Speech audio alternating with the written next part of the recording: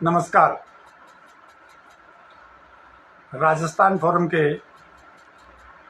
चतुरंग कार्यक्रम में आप सभी का स्वागत है। मैं कैलाश मनहर आपके सामने आज अपनी कुछ रचनाएं लेकर उपस्थित हो रहा हूँ।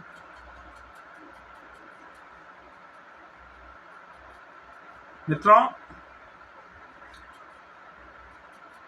मैंने जब लगभग 78-79 के आसपास, 80 के आसपास जब मेरी कुछ साहित्य में रुचि हुई, हालांकि पढ़ने का शौक तो पहले लग चुका था। मेरे पिता स्कूल अध्यापक थे। वे अपने विद्यालय की लाइब्रेरी से पुस्तकें निकाल कर लाया करते थे और पढ़ने के लिए दिया करते थे मुझे। और आमतौर पर तो 2-4 दिन बाद पूछा भी करते थे कि क्या रहा, कैसा रहा। शुरू में मैंने जो पहली किताब पढ़ी वो रानी लक्ष्मी कुमारी जी चुंडा द्वारा राजस्थान के लोकगीत संकलन था। और मुझे बड़ा आश्चर्य हुआ कि वे ही गीत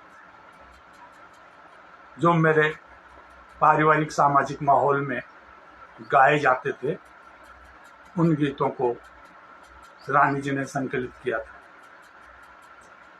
मैं कई बार अपनी माँ के साथ बैठकर उन गीतों पर बात करता था और माँ कहती थी, तम तो खूब याद छी। मैं कहा, नहीं माँ, एक गीत ही किताब में छी। तो वो एक वातावरण सा बनता जा रहा था। फिर एक बार पिताजी बिज्जी की बाकारी फुलवाड़ी का एक भाग लेके आए।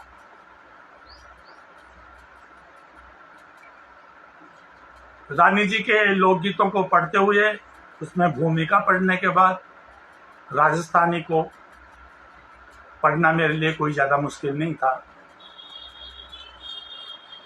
तो मैंने बातारी फुलवाड़ी पढ़ना शुरू किया और उसमें लंबी लंबी कहानियां थी। पैफ का फूल, भीको, ये मैंने कहानियां पढ़ी। बिज्जी ने मुझे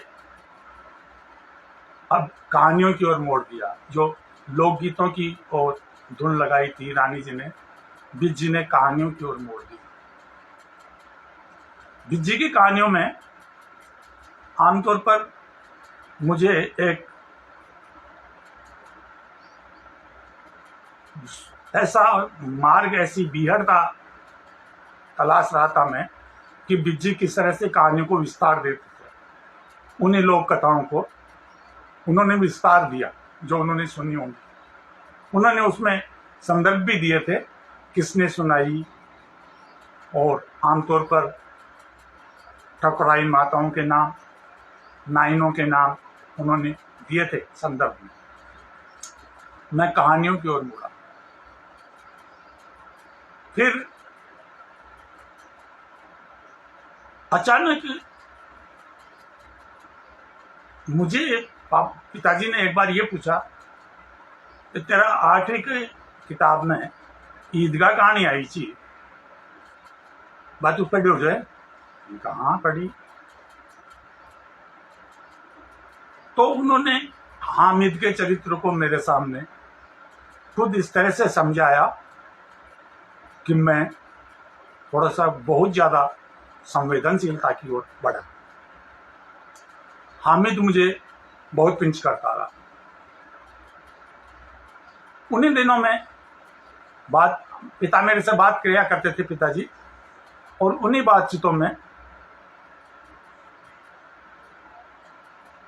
नमक का दारोगा कहानी की एक दिन बात थी। नमक का दारोगा पढ़ने के बाद उन्होंने मेरे से एक बहुत सटीक सवाल किया पिताजी ने कि तुम एक योग्य व्यक्ति बनना चाहोगे या ईमानदार। मैं बड़ी हैरत में था। मेरा पहला जवाब तो योग्य बनने के लिए हुआ, तो उन्होंने कहा कि योग्य तो बंशीधर जी भी थे। फिर उनको ऐसा संघर्ष क्यों करना पड़ा, अलोपीदीन के सामने वो इस तरह खड़े क्यों रहे, क्यों लक्ष्मी के सामने उनकी मुट्ठियां बंद गई, और फिर आखिर में योग्यता की विजय हुई या उनकी ईमानदारी की। तो मुझे उस बात ने भीतर तक लगभग ऐसा हिलाया, मैंने कहा हाँ, ये तो बहुत बड़ी बात है। उन्होंने एक बात और कही कि कोई भी सेठ, कोई अच्छा सरकारी संस्थान, कोई निजी संस्थान योग्य व्यक्तियों को रखना चाहेगा या ईमानदार व्यक्तियों को। तो जैसा कि मैं समझ रहा था अपनी उस समय की किशोर बुद्धि से, तो मैंने योग्य व्यक्तियों के लिए कहा। तो उन्होंने कहा योग्य व्यक्ति आमतौर पर अपनी योग्यता का ऐसा परिचय देते हैं, ऐसा उपयोग करते हैं कि वे व्यवस्था पर छाने लगते हैं, व्यवस्था को प्रभाव में लेने लगते हैं, व्यवस्था पर हावी होने लगते हैं, जबकि ईमानदारी योग्यता से बड़ी बात। और मैं सोचने लगा ये नामक का दारोगा तो वास्तव में ईमानदारी की ज्यादा बड़ी बात कहता है। यूं मैं आमतौर पर पिताजी से बातें किया था। जब मैं लगभग 10वीं में रहा हूँगा तो एक दिन वे मैगजिम गोडकी का माँ उपन्यास ले आए। माँ, मेरी अंग्रेजी अच्छी नहीं थी और रूसी पात्रों को पढ़ते हुए मुझे काफी कठिनाई भी हो रही थी। पहली बार में मैं पढ़ता गया और मैं कुछ कम ही समझ पाया, लेकिन यह जरूर था कि मुझे दोबारा पढ़ने के लिए उस किताब ने प्रेरित कर दिया। दोबारा जब मैंने मां पढ़ी तो मैं भीतर से हिलसा गया। मैं आपसे पूरी शिद्दत से कह रहा हूं, पूरी ताकत से, कि उस किताब ने मुझे हिला दिया। पावेल का जो संघर्ष है और मां का जो पावेल को समझाने का तरीका है, वो मुझे लगा कि ये, और फिर जब मुझे ये पता चला ये संदर्भ कि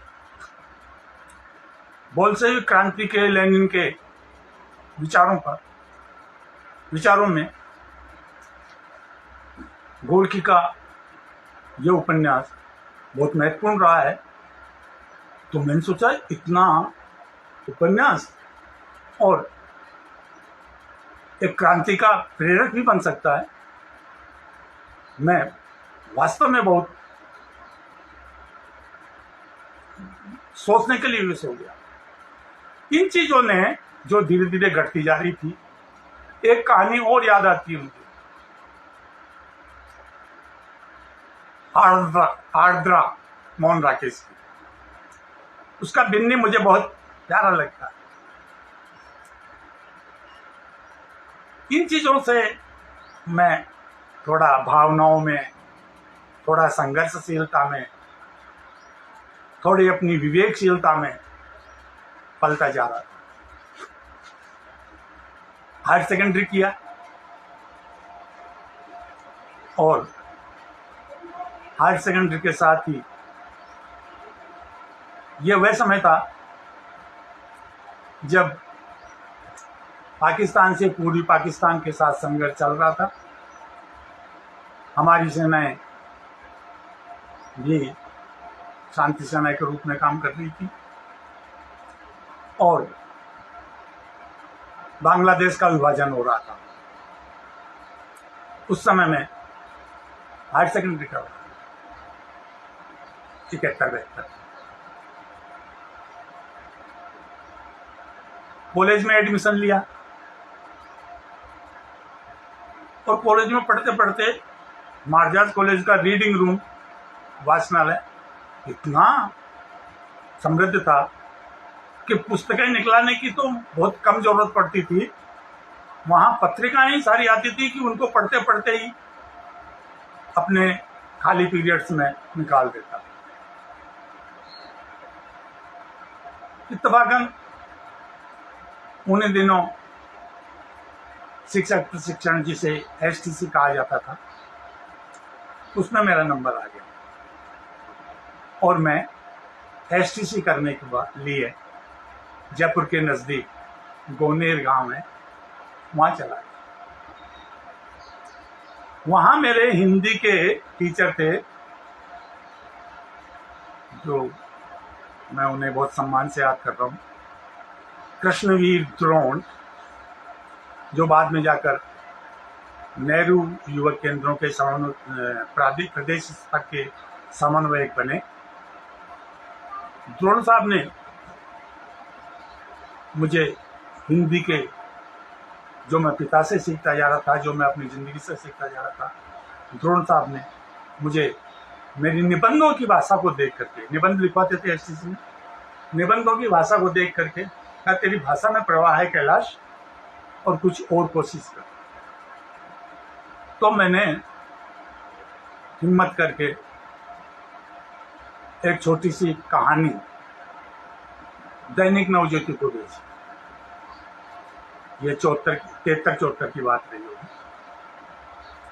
और दैनिक नवज्योति में जब मेरे नाम से वो कहानी छपी तो मैं आपसे क्या कहूँ कि इतना उल्लासित था, इतना गदगद था कि मैं उसे लेकर भागकर द्रोण साहब के पास गया।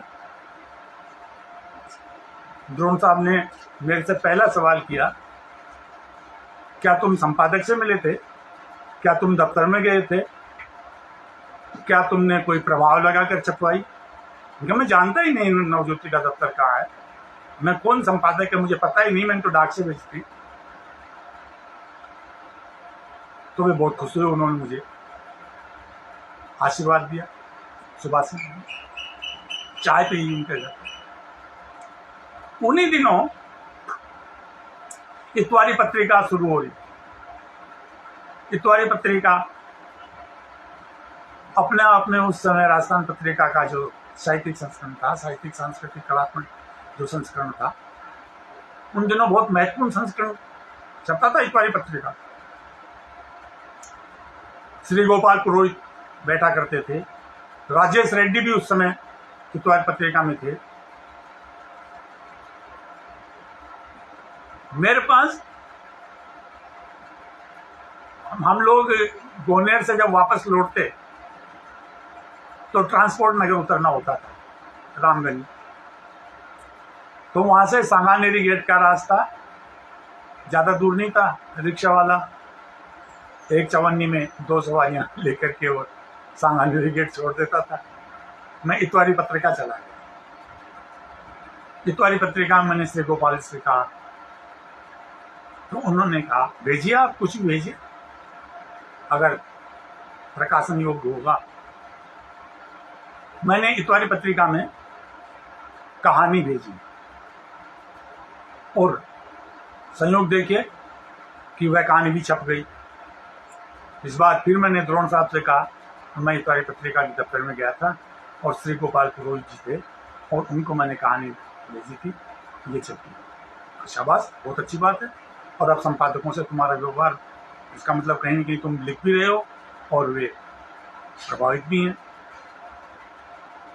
उन दिनों मेरे जीवन में एक और नया मोड़ आता है। देखिए, ये 2-1 साल बाद 77-78 की बात है।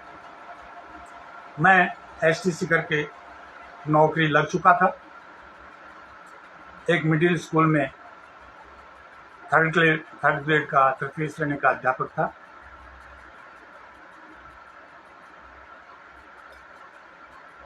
मैं बैठा था कि डाकिया एक लिफाफा लेके आया, भूरे रंग का लिफाफा, आज तक याद है। उन दिनों आप लोग जो भी, मैं आपके नाम नहीं देख पा रहा हूं, आपकी टिप्पणियां नहीं देख पा रहा हूं, क्षमा चाहता हूं, लेकिन तो भी आप याद करेंगे उस समय को कि अशोक शास्त्री हुआ करते थे। अशोक शास्त्री राजस्थान साहित्य अकादमी की दुर्दशा को लेकर के राजस्थान पत्रिका में धारावाहिक रूप से 3-4 लेख लिख चुके थे। मैं उनको पढ़ता था। मैं उस समय समझता नहीं था कि राजस्थान साहित्य अकादमी क्या है, क्या चीज है, लेकिन अशोक जी के उन लेखों ने मुझे समझने के लिए बहुत विवेक दिया, बहुत समझ शक्ति दी, समर्थता दी, और उनको समझ रहा था मैं कि एक दिन वो लिफाफा मेरे पास आया और उसमें 16 या 17 सवाल थे, बिल्कुल अपरिचित, जो अभी 1 साल पहले नहीं रहा, ईस मधु तलवार का वह लिफाफा था। ईस मधु तलवार में मैं उन्हें याद करते हुए बहुत भावुक हो रहा हूं। तलवार बहुत अच्छे इंसान थे, बहुत अच्छे मित्र थे, बहुत अच्छे व्यक्ति थे, मनुष्यता से लबाल। और एक अनजान आदमी को उन्होंने वो 16-17 सवाल भेजे थे। उस समय तलवार की उम्र ये होगी, अलवर में वे संपादन का कार्य कर रहे थे, संवाददाता का कार्य कर रहे थे। अलवर जिला के राजस्थान पत्रिका के संवाददाता थे, और उन्होंने अशोक शास्त्री के उन लेखों के संदर्भ में वे सवाल पूछे थे कि राजस्थान साहित्य अकादमी का ढांचे से क्या आप संतुष्ट हैं? क्या राजस्थान साहित्य अकादमी को नए लेखकों को नहीं जोड़ना चाहिए? क्या राजस्थान साहित्य अकादमी का ऐसा गठन नहीं होना चाहिए कि नई पीढ़ी साहित्य के साथ जुड़े? मैंने उनके जवाब लिखे, और वह जो प्रश्नोत्तरी थी उसमें लगभग हम 10-12 लोगों के वे वार्ता इतवारी पत्रिका में छपी।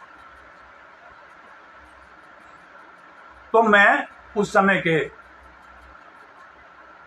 नवोदित युवा लेखकों की श्रेणी में अपने आप को समझने लगा।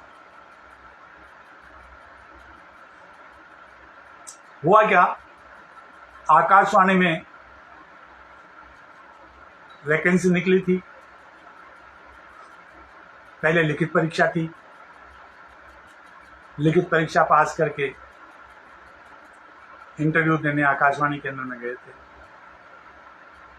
वहां एक लंबा सा गोरा चिट्टा चेक का शर्ट पहने, अभी तक वो चेक का शर्ट मुझे याद है, पतला दुबला सा लड़का चेक का शर्ट पहने, जिसकी नीचे की तरफ 2 जेबें थी,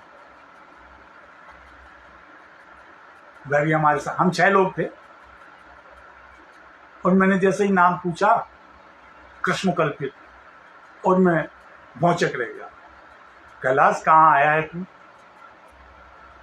जिस लेखक की कविता धर्मयुग के मुख्य पृष्ठ पर छप चुकी है, जो अभी मेरे से उम्र में कम से कम 1-2 साल छोटा है, और आज से 3 साल पहले धर्मयुग के मुख्य पृष्ठ पर छप चुकी है, जिसका साहित्य अकादमी ने बड़ई का बेटा नाम से संग्रह प्रकाशित कर दिया है, और मैं यहाँ, और मैं आपसे सच कहता हूँ, कृष्ण कल्पित को वहां देखकर मैं बिना इंटरव्यू दिए वापस लौट आया।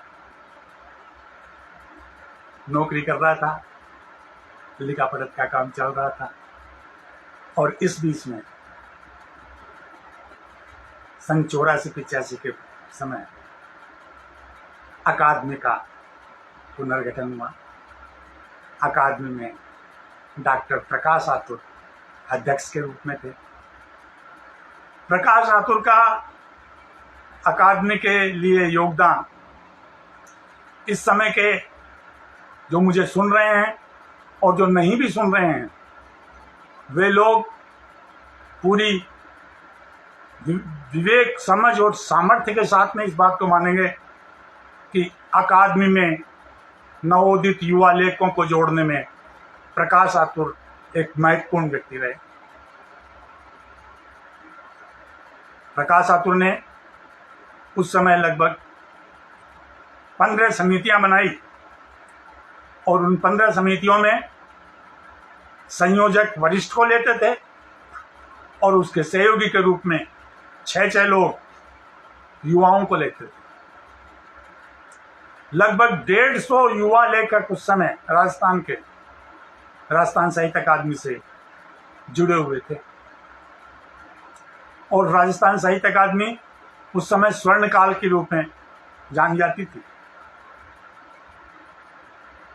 इत्तेफाक से मैं इस बात का बातचीत, एक चर्चा मेरी पुस्तक जो संस्मरणों की है, मेरे सहचर, मेरे मित्र, उसमें कर भी चुका हूँ। जो मैं बात बता रहा हूँ उसका, मेरी पत्नी मानसिक रूप से अवसाद की बीमार हो गई। यह बात है सन 87-88 की। डॉक्टर प्रकाश आतुर, मैं जब भी उदयपुर जाता, मेरी स्थिति को देख करके, मेरे चेहरों मोहरे को देख करके कहते, कैलाश ऐसा क्यों लगता है कि तू खोया खोया सा रहता है? ऐसा मुझे लगता है कि जैसे तू हमेशा डरा डरा सा रहता है। इनका डॉक्टर साहब, हम भाई साहब कहते थे, डॉक्टर साहब कहते थे। सबसे बड़ी समस्या ये है कि मेरी पत्नी, मतलब देखो, तुम अच्छे लेखक हो, अच्छे कवि हो, लेकिन ये भी तुम्हारी जिम्मेदारी है कि तुम ये समझो कि तुम अच्छे लेखक और अच्छे कवि क्यों हो। जो संवेदनाएं कविता में चाहिए, जो संवेदनाएं साहित्य में चाहिए, जो मार्मिकताएं तुम्हारे लेखन में चाहिए, उनके मूलभूत में मनुष्य है, उनके मूल में मनुष्य है। और जो अपनी मनुष्यता को नहीं याद रख सकता, वह अच्छा लेखक और कवि नहीं हो सकता।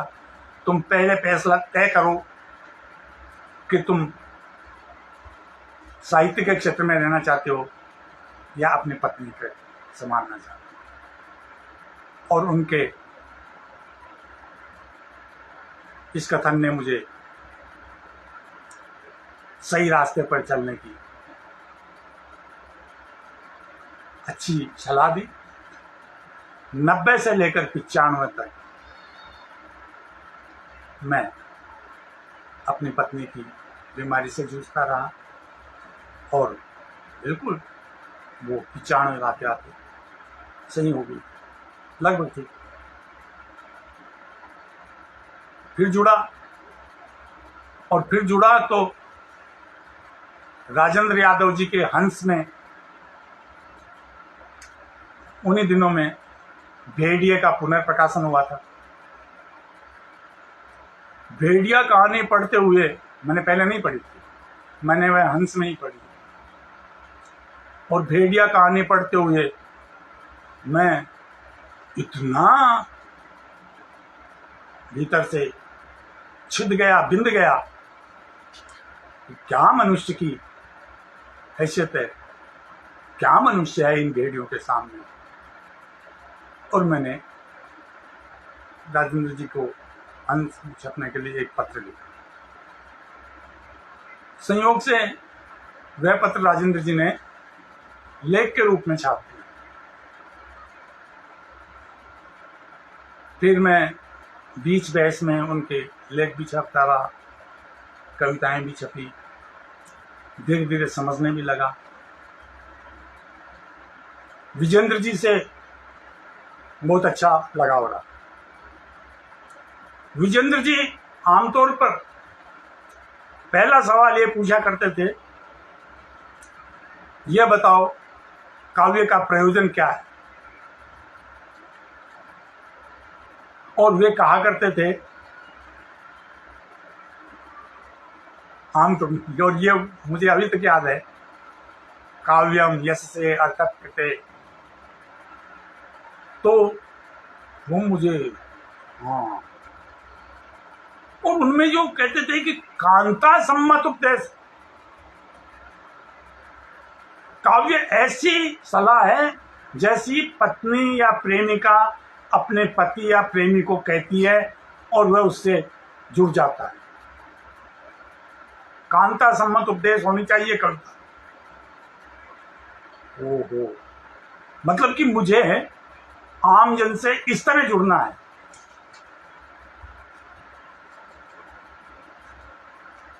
राजाराम भादु आए जीवन में, राजाराम भादु से संपर्क भी बड़ा ऐसा रहा कि क्या बताऊं मैं आपको। राजाराम कुमारानंद हाल में युवकों के बारे में, युवा साहित्यकारों के बारे में बातचीत कर रहे थे। मैं कुछ बोलने वाला था और राजाराम की विद्वत्ता, राजाराम शुरू से बहुत तार्किक आलोचक रहे हैं, के सामने मैंने अपने आप को कमजोर पाया तो मैं उदास हो गया और मेरी आंखों में आंसू से आ गया। राजाराम से किसी ने पूछा ये कौन, नहीं कैलाश मन है, कविता लिखता है। राजाराम खुद चलकर मेरे पास, भाई हम भाई हैं, हम सब एक हैं, इस तरह हीनता से काम नहीं चलेगा, इंटीग्रिटी मत रखो अपने भीतर, आत्मबल संजो। मित्रों, वह हीनता ग्रंथि पता नहीं मेरे में कैसे बनती, उन दिनों चली जा रही थी। मैं अपने आप को हीनता ग्रंथि से महसूस करता। मैंने राजाराम को पत्र भी लिखा। मुझे लगता है कि मैं अपने आप को इंफीरियर मानता हूं, कमजोर मानता हूं, और वो अब भी है, क्योंकि मैं बहुत बड़ा विद्वान नहीं बन सका, बहुत ज्यादा पढ़ लिख नहीं सका, मेरा अध्ययन बहुत कमजोर रहा, ये मैं मानता हूं। लेकिन मेरी कविताओं में कोई बहुत बड़े क्लिष्ट परिमार्जित तत्सम शब्द बहुत कम लिख पाता हूं मैं। लेकिन राजाराम ने जो मेरे से कही बात, इन सब की जरूरत है ही नहीं। उनका सुनो, वाल्मीकि ने उस आकेटक को श्राप दिया था। वाल्मीकि को कोई बहुत बड़ा विद्वान नहीं था, वाल्मीकि एक डाकू, अपराधी, लेकिन वह आकेटक, वह शिकारी, जब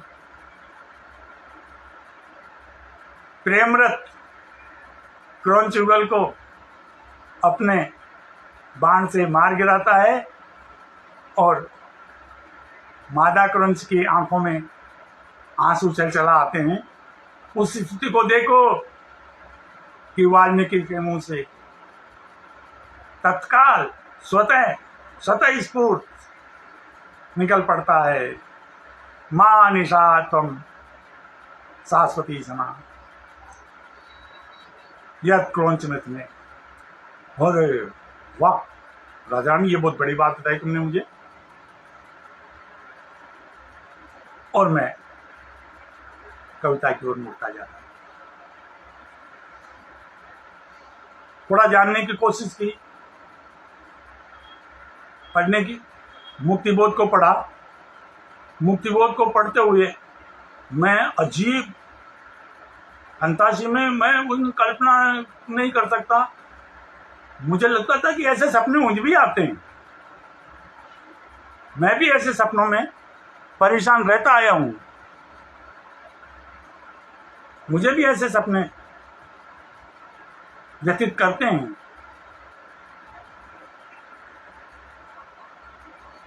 लेकिन उन सब में चलते हुए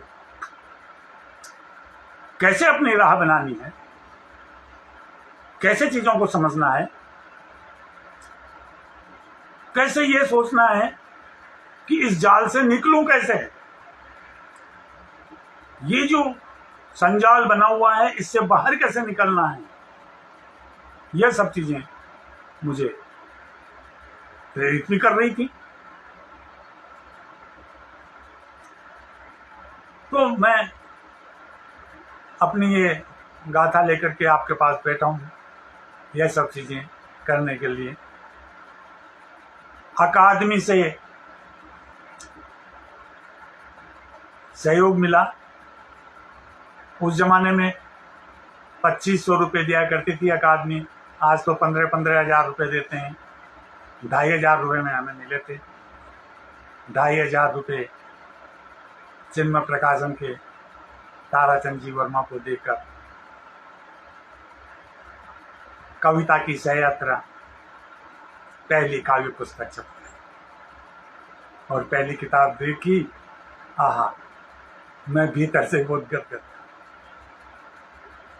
और उसी वक्त महीने भर में ही आतुफ साहब ने मनोहरपुर में मुझे एक लेखक सम्मेलन करने की जिम्मेदारी सौंपी। मनोहरपुर जैसे छोटे से कस्बे में लेखक सम्मेलन किया जाना मुझे बहुत कठिन लग रहा था। असंभव नहीं, कठिन लग रहा। लेकिन उन्होंने कहा तुम कर लोगे, ये 86 की बात है, तुम कर लोगे और जो जरूरत पड़ेगी मेरे से बताना। उन्होंने मनोहरपुर के अपने परिचितों को कह करके मेरी सहायता करवाई।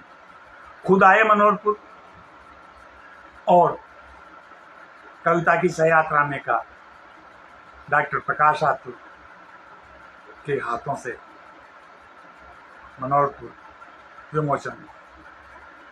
वे ऐसे क्षण थे कि उन क्षणों में मुझे बहुत भावुक कर दिया। राजाराम ने मेरे से कहा था भावुकता नहीं, भावनात्मकता चाहिए। और मैं राजाराम की चीजों को, बताई हुई बातों को बहुत गौर से समझने की कोशिश कर रहा। मैं लगातार अपने काम में लगा रहा।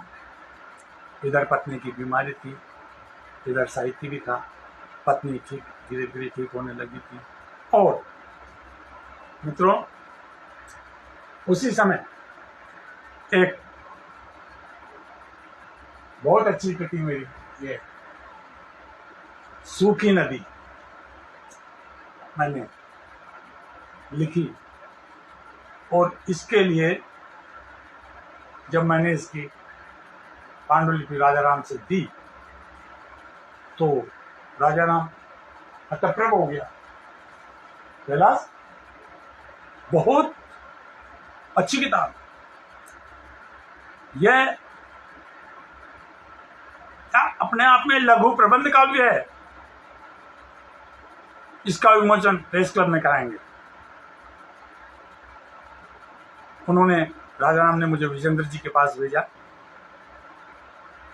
विजेंद्र जी ने मुझे को देखकर, विजेंद्र जी मेरी ग्रामीण परिस्थितियों से परिचित थे, लेकिन उस दिन मैं बिल्कुल तौर तरीके से गया था घर पर। तो मैं गया और विजेंद्र जी को इसके लिए बुलाया। इसमें पिताजी ने लिखा था, मेरे पिताजी ने इसका ब्लर्ब, अपूर्णता से पूर्णता की यात्रा में यह पड़ाव, यह मेरे पिताजी ने लिखा था। अपूर्णता से पूर्णता की यात्रा में यह पड़ाव। और यह किताब, कविता संग्रह, मेरे लिए बहुत महत्वपूर्ण था। मैं सोचता हूँ इसमें से शुरुआत की कुछ पंक्तियां आपको सुनाऊं। मैं अपनी आंखों में बसाए हूं सूखी नदी का विस्तार, जहां मेरी पीड़ाओं के बादल छितरा जाते हैं बिन बरसे। बिन छुए अपनी जननी का आंचल कोई बच्चा चुप हो जाता है, जैसे बहुत देर तक रो लेने के बाद।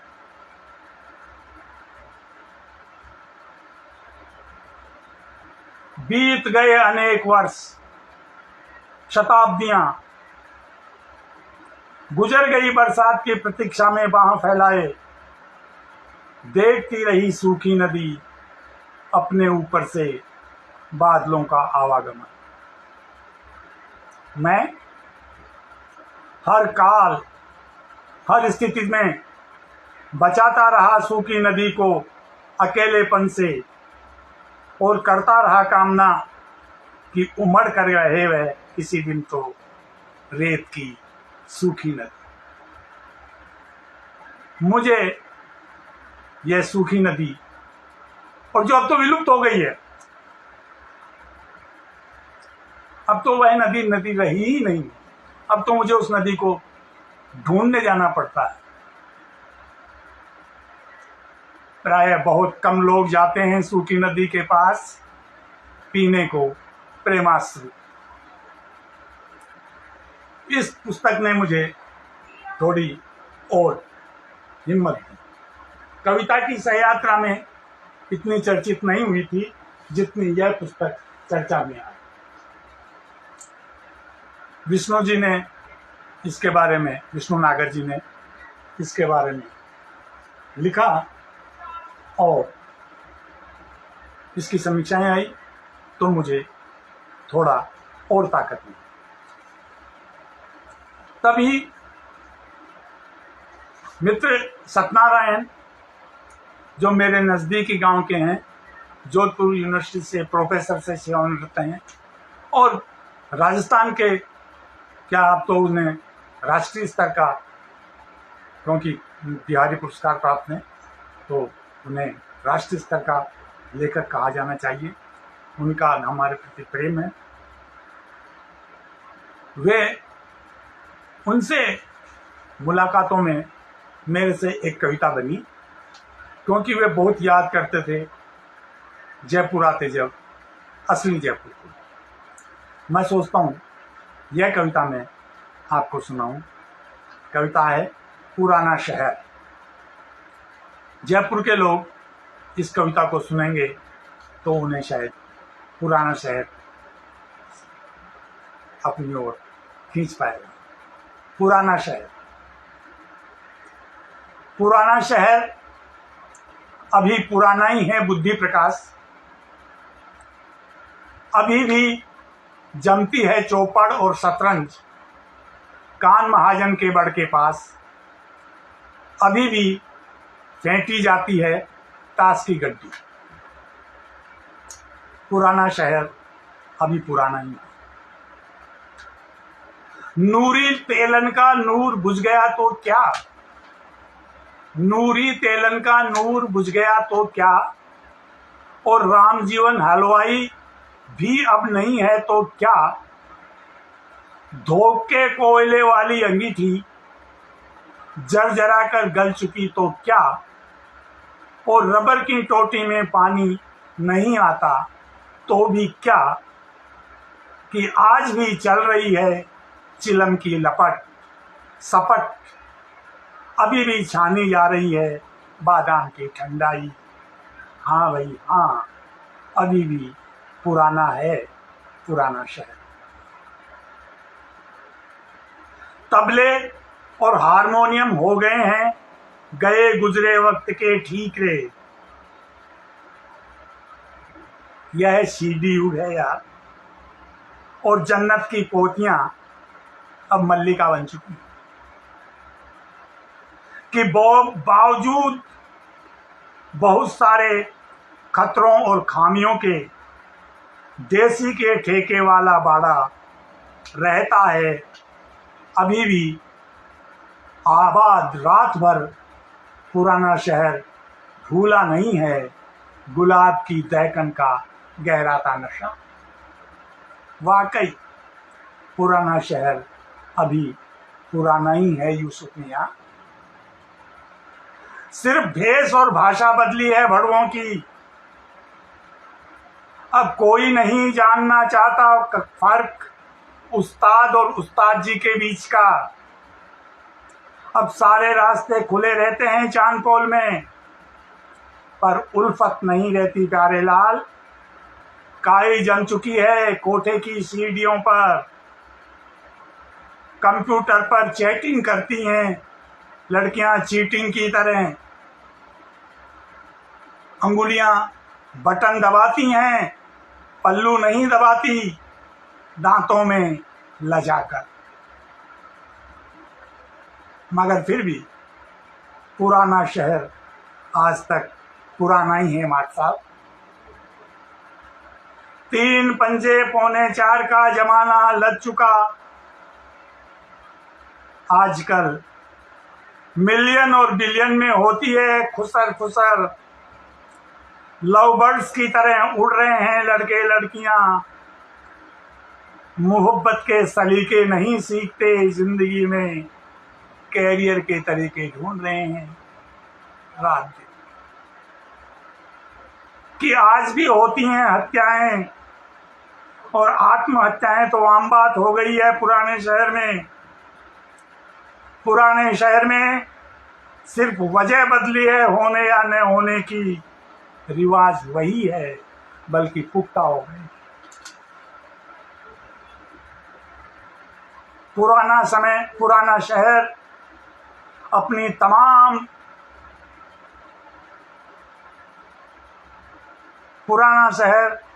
तमाम गलीज और नाचीज यादों के बावजूद अभी भी जीवित है मेरे भीतरी तहखाने में। तुम्हारी यादें और मुरादें अभी भी मेरी कुल जमा दौलत हैं सारी उम्र की। पुराना शहर पुराना ही है मेरी दिलरुबा।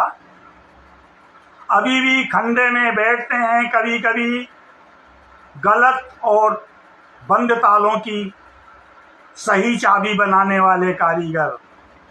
अभी भी चौखटे आबाद रहते हैं बेरोजगार मजदूरों से अल सुबह हर रोज। अभी भी कोतवाली में होता है निर्लज्जता को लांघता रात का जश्न। अभी भी ध्यान दीजिए, अभी भी बड़े मियाँ और पंडित जी के बीच पसरी है आधे यकीन और पूरी आशंका से बनी ठोस और चौड़ी सड़क। हाँ, आज भी पुराना शहर पुराना ही है रमजान का। मोहर्रम के दिन लगाते हैं बहुत से हिंदू केवड़े और गुलाब की गमकती सबीलें और छाती पीटते हुए मातम करते हैं हाय हुसैन हम ना हुए। हाँ हाँ पंडित वेद प्रकाश, आज भी दशहरा मैदान पर इकट्ठा होते हैं हजारों मुसलमान। रावण का नाश होके नारे लगाते, राम जी की सवारी उठाते हैं जालूपुरा के बहुत से नौजवान। सच है और अभी तक तो सच ही है मेरे महबूब, मेरे प्रियतम। पुराना शहर अभी पुराना ही है, अक्खड़पन में, झक्कड़पन में, साफ गोई, दिलजोई, हिम्मत में, मोहब्बत, शराफत और ताकत में पुराना शहर अभी पुराना ही है। यह कविता सत्यनारायण को जब मैं सुना रहा था तो सवाई सिंह जी बहुत गंभीरता से सुन रहे हैं। सवाई सिंह जी की बहुत प्रसिद्ध कविता है पुराने जूते। उन्होंने कहा कैलाश, मैं अपने पुराने जूते कविता को बहुत अच्छी मानता हूँ और मानता था, लेकिन आज तुम्हारा ये पुराना शहर सुन करके मुझे लगा कि तुम में भी कुछ है। उन्होंने जो कहा वो मैं नहीं कह सकता कि, लेकिन उन्होंने पुराना शहर को बहुत पसंद किया। सवाई सिंह जी शेखावत का ये कहना मेरे लिए बहुत बड़ी बात थी, क्योंकि सवाई सिंह जी कविताओं का अंतरपाठ बहुत मनोयोग से करने वाले व्यक्ति रहे हैं और उनका ये आशीर्वाद मेरे लिए बहुत मूल्यवान है। अभी मित्रों एक और बात बताऊं मैं आपको, डॉक्टर जगदीश नलिन है, उन्होंने मुझसे यह इन नो टाइम नाम से हिंदी की 101 कविताओं का अंग्रेजी में अनुवाद किया है और मुझे बहुत खुशी है कि उन्होंने मुझे याद किया। उन्होंने कहा कैलाश जी एक कविता भेजिए और मैंने उन्हें कविता भेजी। और मुझे सबसे बड़ी बात तो यह है कि इसमें विनोद कुमार शुक्ल, आलोक धनवा, दिव्यक रमेश, शैलेंद्र शान आदि, स्वप्निल श्रीवास्तव, इनके ध्रुव गुप्त, इन कुमार अंबुज, उनके साथ मेरी कविता शामिल है। यह कविता जिसका अंग्रेजी में अनुवाद हुआ मैं आपको सुना रहा हूँ। देखिए, कविता का शीर्षक है न कह सकने का दुख। न कह सकने का दुख। कुछ भी तो दुख नहीं था उसे, कुछ भी तो दुख नहीं था उसे, किंतु सुख कहाँ था जैसा वह चाहता था। समय पर भोजन पानी मिल जाता था, ऋतुओं के प्रभाव शरीर पर न डाल सकने वाली सारी व्यवस्थाएं थी। जब चाहे सोता और जागता था, कुछ भी तो दुख नहीं था उसे, किंतु सुख कहाँ था जैसा वह चाहता था। वह बात करना चाहता था, किंतु सब इतने व्यस्त रहते थे कि किसी के पास फुर्सत नहीं थी और उसकी तमाम बातें अधूरी सुनी जाती थी। कोई भी बात पूरी न सुना पाना उस समय दुख नहीं कहा जाता था। सिर्फ बात न सुना पाना भी क्या कभी दुख की श्रेणी में माना जाता है। वह डरा डरा सा रहता था, अक्सर चिंताओं से घिरा रहता था हरेक की, और जिनकी चिंताओं से वह घिरा रहता था वे सब उसे ढाढ़स देते रहते थे कि वह अकारण चिंता करना छोड़ दे। इसीलिए कहा मैंने कि कुछ भी तो दुख नहीं था उसे, कि आखिर जो कहा जाना है वह न कह सकना भी कोई दुख है वाला। जो कहा जाना है वह न कह सकना भी कोई दुख है वाला। यह कविता जगदीश जी ने, नलिन साहब ने अनुवाद की और मुझे बहुत अच्छा लगा कि मित्रों मेरा क्षेत्र जहां मैं रह रहा हूं, गांव में रहते हुए मुझे बहुत खुशी है कि मैं रह रहा हूं।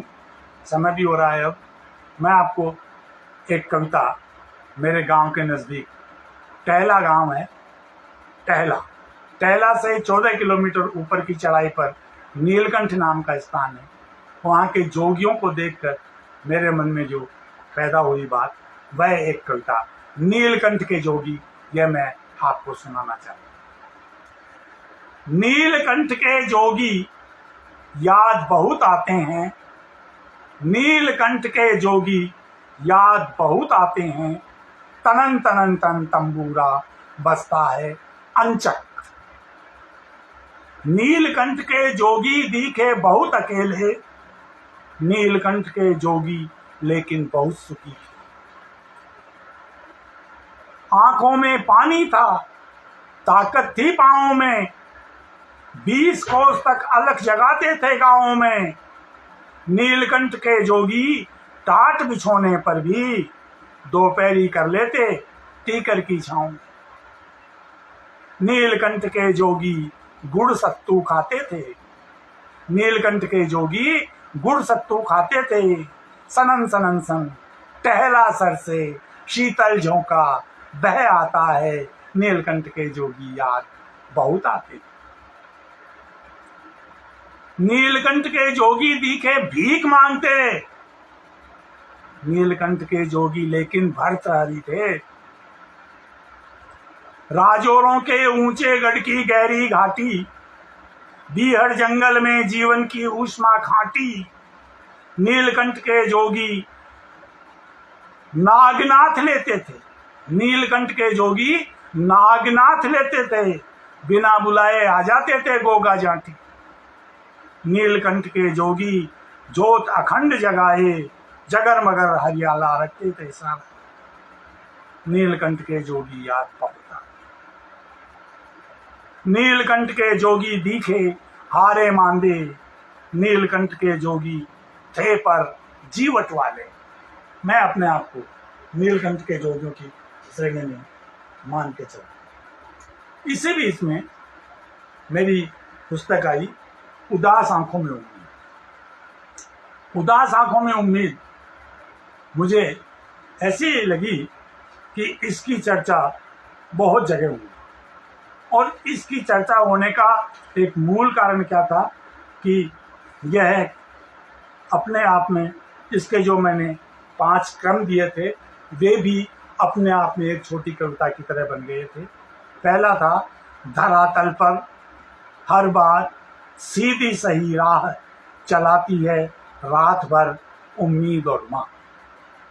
पहला क्रम है धरातल पर, दूसरा क्रम है हर बार, तीसरा क्रम है सीधी सही राह, चौथा क्रम है चलाती है रात भर उम्मीद और माँ। और इसमें मैंने कही थी अपनी बात, उम्मीद कोई माँ का नाम है जैसे, यह पुस्तक। और साथियों, मैं अपनी एक और बात आपसे साझा करना चाहता हूँ, यह मैं बहुत जरूरी समझता हूँ। ये मैं आपको, समय हो रहा है, बस यह और सुनाऊंगा मैं आपको। राजा राम को मैंने नीलकंठ के जोगी मीमांसा में छपने के लिए भेजी थी।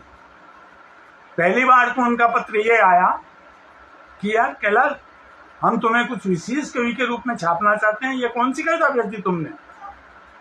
लेकिन 15-20 दिन बाद दूसरा पत्र आया कि मैं इस कविता को छाप रहा हूं। मैंने पूछा क्या बात हुई, तो उन्होंने कहा यार ये कविता तो मुझे भीतर तक हांट कर गई, पता नहीं मुझे ऐसा कैसा लगता है कि तनन तनन तन तनन तन तन तंबूरा बज रहा है। मैं ये दोनों कविताएं तुम्हारे कवि के साथ छाप रहा हूँ। और उन्होंने मीमांसा में, उन्हीं दिनों में मैं सोनेट लिख रहा था। सोनेट लिखते हुए राजा राम ने एक रात को फोन किया, कह रहे तुम यार सोनेट लिख रहे हो, तुमने 10-15 सोनेट लिखे हैं। कहाँ लिखे हैं? राजा राम की पोती है गुड्डल। राजा राम ने कहा हमारे गुड्डल यहाँ पिल्लों से खेलती है, यार हम देखें, तुम एक दो दिन में एक सोनेट लिख कर हमें बताओ पिल्लों के लिए। तो मैंने वह सोनेट जो राजा राम को लिख करके भेजा था, वह इस पुस्तक मध्यरात्रि प्रलाप में शामिल है। मैं ये सोनेट आपको और सुनाना चाहता हूँ। बाबू कल 2 पिल्ले लाया चितकबरे से, नर्म गुदगुदे रूई के फोहों से बिल्कुल, बोला कितने प्यारे हैं झबरे झबरे से, खेलेंगे अब मैं और गुन्नू इनसे मिलजुल। मैंने कहा कि इन्हें ढूंढती होगी इनकी माँ, जाओ तुम वापस इन्हें छोड़ दो बाहर। वह बोला क्या उसको भी आती है गिनती, 5-7 हैं, 2 रह लेंगे अपने भी घर। कहकर अपनी मम्मी से वह एक प्याली में ले आया कुछ दूध, पिलाने लगा उन्हें फिर, कर बिस्कुट के टुकड़े डाले एक थाली में, थी उसकी आंखों में अद्भुत खुशी रही तिर। बोला, राजा राम ने कहा था यार तुम कवि सोनेट तो लिख दिए, लेकिन अंत में अपनी बात कहे बिना नहीं रह सके। बोला बाबा वे जो हैं 2 बागड़ बिल्ले, संदर्भ कहाँ जाता है आप सोच सकते हैं। बोला बाबा वे जो हैं 2 बागड़ बिल्ले, होकर बड़े उन्हें काटेंगे अपने पिल्ले। 2 बागड़ बिल्ले, ये बात। यहाँ मैं थोड़ा सा समय ज़्यादा ले रहा हूँ आपका, बातों में समझ में नहीं आया कि क्या कर सकता हूँ।